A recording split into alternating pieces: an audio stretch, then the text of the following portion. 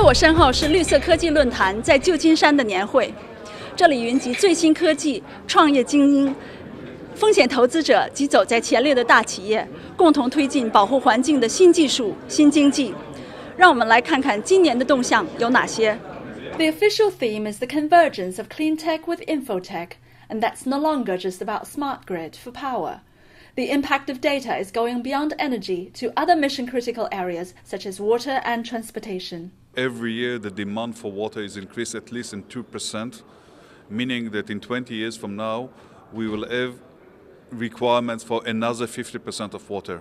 We don't have enough rainfall or enough natural resources. We need to use technology in order to supply water. One of the trends that we're looking at is water reuse around the world. So how can you take a resource and treat it and reuse it as a resource? Other areas we're looking at is how to deploy information technology in the water system and be more efficient and thoughtful in how you manage those water resources that way. You talk about smart grid, people typically think about smart grid for energy, but a lot of that technology can also be applied to water. So understanding where your resource is, so having sensors that can look at the quantity and quality of the water resources and feed that back into the overall system, similar to how you would manage any network. I'm really surprised to see the water sessions pretty packed, with big companies, guys from IBM and other big companies saying, yeah, we're doing things, we're investing in this space. Takadu is an Israeli company that's actually building a business here that's building out a smart grid for water. Hugely impressed with that. There's a series of companies that are trying to make irrigation smarter. In transportation, while EV is still a poster child, there's recognition of more problems than the fuel type. What's happened in a lot of cities is that cities have become extremely congested. So we have to really think very, very hard about creating circulation systems throughout the city by synchronizing traffic lights, by using the latest technology to do so, so that you are not left sitting at traffic lights, not only burning gasoline, but you're burning time and you're getting frustrated. Again, data come to play as part of the solution. In the case of this startup, changing behavior by metering the road. If people have to pay more money to drive during rush hour, or less money to drive outside of rush hour, then they change their times. This is something which has already happened around the world. Stockholm, London, started in Singapore actually, that they've already proven that this is something that can reduce not just traffic, but also emissions from a city by 10 to 15% overnight. In one day you can make this change. And we simply provide, we're a metering company, we provide the metering for use of the roads that enables this change. But IT is not the only hot flavor here.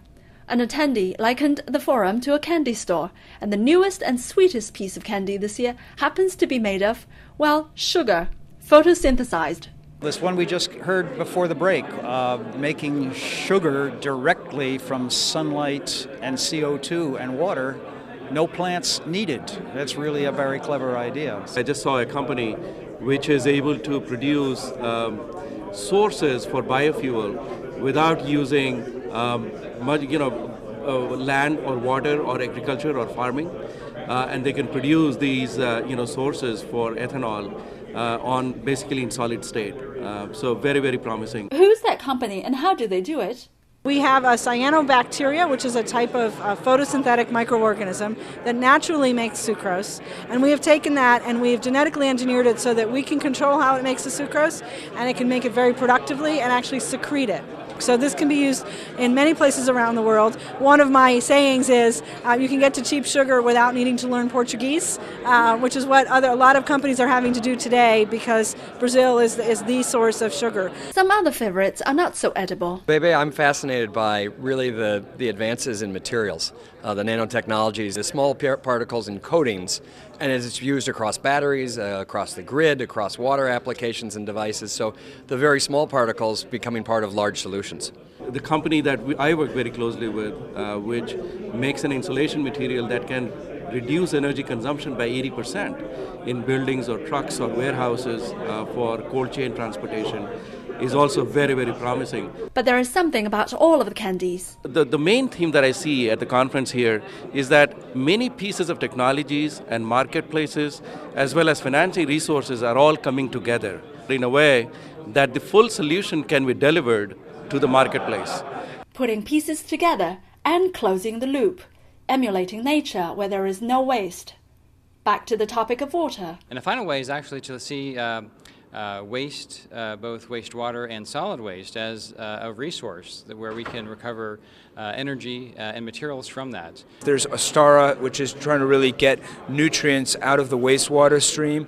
Harvest Power is doing that with municipal solid waste. I think, there are gold mines in our waste streams, and I think people here are talking about that, and that's exciting. Turning what's typically just a one-way, take it to the landfill, just pay a tipping fee, and just really turning that model upside down, turning that business model into, yes, have a tipping fee, but generate electricity from the waste and also generate agricultural products from that too. I think 15 years from now, people will start waking up to the fact that we will no longer be trying to just reclaim land that has, or water or air that has been polluted.